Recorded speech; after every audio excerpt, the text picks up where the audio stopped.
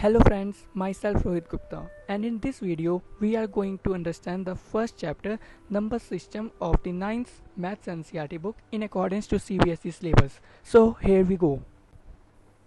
हम सब नंबर्स को तो अच्छी तरीके से जानते भी हैं और पहचानते भी हैं, तो भला हमें इस चैप्टर की क्या ज़रूरत है?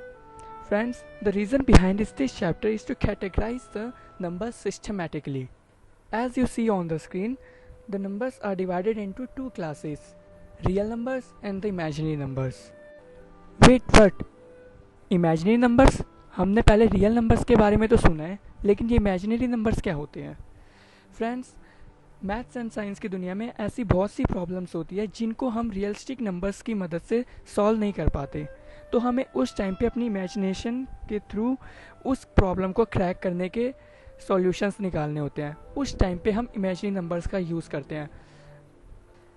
अभी हम इमेजिनरी नंबर्स के डीप में नहीं जाएंगे क्योंकि ये हमारे सिलेबस में है ही नहीं. ये जनरल इंट्रोडक्शन में नंबर्स को क्लासीफाइड करने के लिए हमने यूज़ करा था. So let me come back to the real numbers. Real numbers को तो हम जानते ही हैं.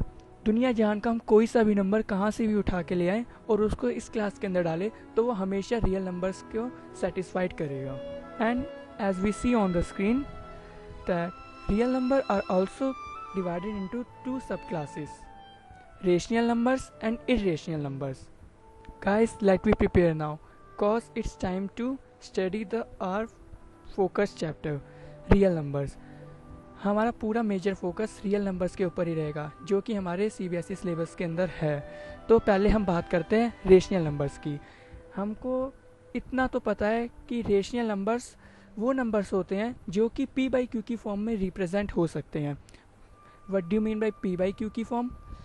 P by Q means a ratio between the numerator and the denominator where the numerator is the p and the denominator is q. Conditions implies q is not equal to 0. जैसा कि आप लोगों को दिख रहा है कि रेशनल नंबर्स के अंडर मैंने whole numbers, natural numbers and prime numbers को भी डाला है जो कि सिंपल नंबर्स के तौर पे जाने जा सकते हैं, like simply 1 2 3 4 5 6 7 8 9 10 etcetera. These all are also falls in the category of rational numbers in which the value of denominator or q is equal to 1. And other kind of rational numbers are also can be written as in the form as we see on the screen now.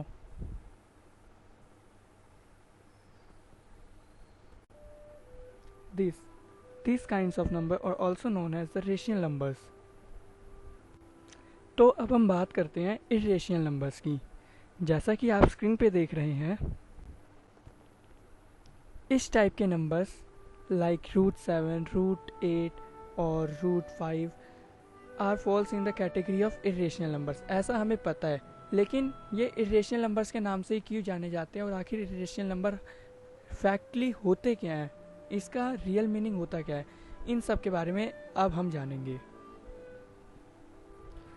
So friends, अभी तक हमने जो पढ़ा वो तो था सिर्फ number system का इंट्रोडक्शन. तो अब हम मेजरली रियल नंबर्स के ऊपर फोकस करेंगे. गाइस, अभी आपको स्क्रीन पे ये एक एक्स एक्सिस दिख रही होगी जिस पे एक लाइन प्लॉटेड है जिसका इनिशियल पॉइंट हमने ओरिजिन ओ मान रखा है. अभी मैं आपको ये विजुअलाइज कराने जा रहा हूँ कि एक नंबर लाइन कितने नंबर्स पे प्लॉटेड करी जा सकती है. Let's see what happen when we zoom in.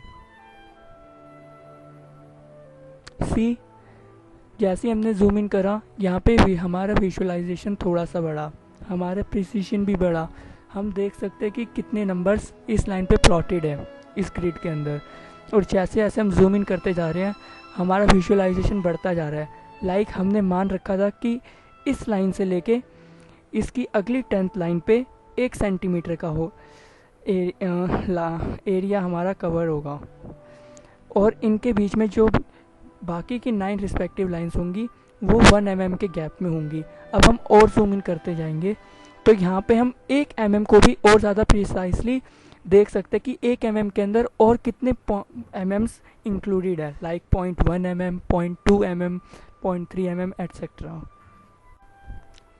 Friends, मेरे को ये दिखाने का सिर्फ एक ही रीज़न था कि इससे आप ये सोच सकें कि एक लाइन इनफाइनाइटली पॉइंट्स में डिवाइडेड करी जा सकती है, लेकिन आई रिपीट इनफाइनाइटली पॉइंट्स जिसको हम काउंट नहीं कर सकते। तो अगर कोई आपसे ये पूछे कि दो रेशनल नंबर के बीच में कितने रेशनल नंबर्स आ सकते हैं और कितने नंबर्स हैं, तो उसका सिंपल सा आंसर होगा इनफाइनाइट। लाइक 1 और 2 के बीच में कितने नंबर्स होंगे? सम gas 0.1, 0.2, 0.3, and there are also exist 0.01, 0.001, 0.0002, etc. and etc. So we can't count the numbers exactly.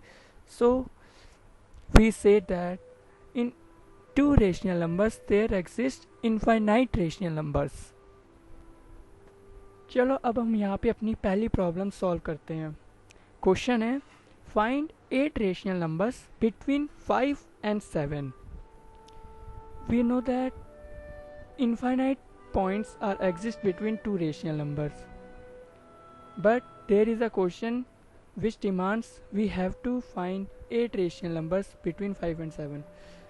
Practically there are unlimited numbers, but we have to find only 8, so we can find easily as 5.1, 5.2, 5.3, 5.5, 5.9, 6.5. These all rational numbers are exist between 5 and 7, which can be written as the 8 rational numbers.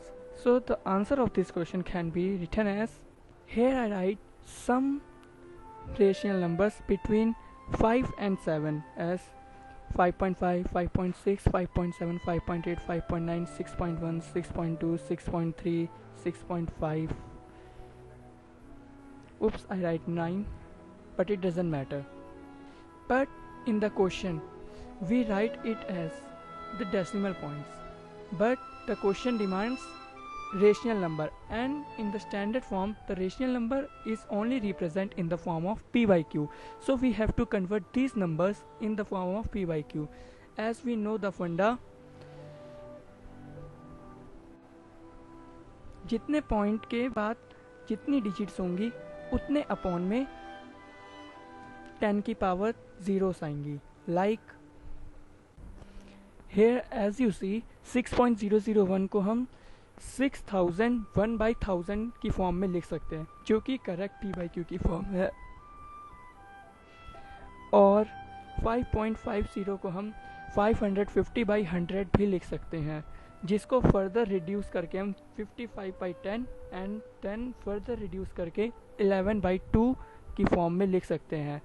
ऐसा हमने क्यों करा? क्योंकि standard rational form हमेशा उस type के numerator and denominator के तौर पे ली जाती है जो को प्राइम फैक्टर्स हुए. अब यहाँ पे को प्राइम फैक्टर्स का मतलब ये है जहाँ पे p और q इन दोनों के बीच में कोई भी कॉमन फैक्टर ना हो जिससे वो एक दूसरे से डिविजिबल हो. यहाँ पे हम पहले देख सकते हैं 550 एंड 100 इन दोनों के बीच में कॉमन फैक्टर 10 था, तो हमने उसको रिड्यूस कर दिया, जिससे फिर हमको एक नया फॉर्म मिला 55/10 का.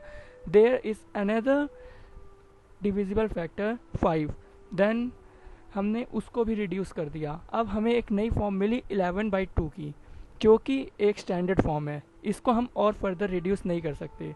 तो इस तरीके से हम जो हमने आंसर में 5.5, 5.6, 5.7 रेशनल नंबर्स लिखे हैं एक्सेट्रा, इनको हम इस फॉर्म में रिप्रेजेंट कर सकते हैं, जो कि स्टैंडर्ड रेशनल फॉर्म है. सो